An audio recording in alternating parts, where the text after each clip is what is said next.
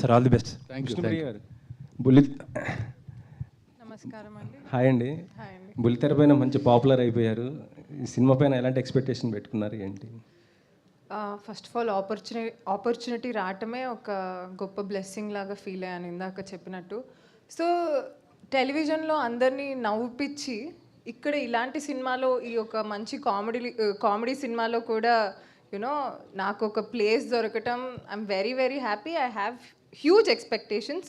నా మీద కాదు, నాకేమి పేరు వస్తుంది ఇది అది అని కాకుండా ఈ cinema definitely it's a very good script, very good. అంటే ఇలాంటి సినిమా జనాల్లోకి వెళ్ళాలి, జనాలు చూడాలి, జనాలు నవ్వాలి అండ్ జనాలు డెఫినెట్లీ నవ్వుతారు. That's my expectation. విష్ణుప్రియ అంటే ఇప్పుడు వివాదాలకి క్యారబడ్రస్ అయిపోతుంది కొన్ని విషయాలల్లో, దానిపైన ఏమంటారు? మనం సినిమా గురించి మాట్లాడదామండి. Thank you. Okay. Naresh hi. Shambho Shambho release responses చూసారా? చూశానండి.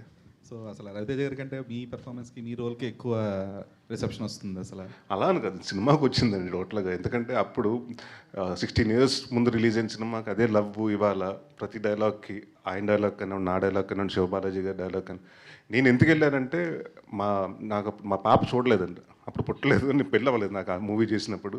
సో మొన్న 1వ తారీఖున రిలీజ్ అయిన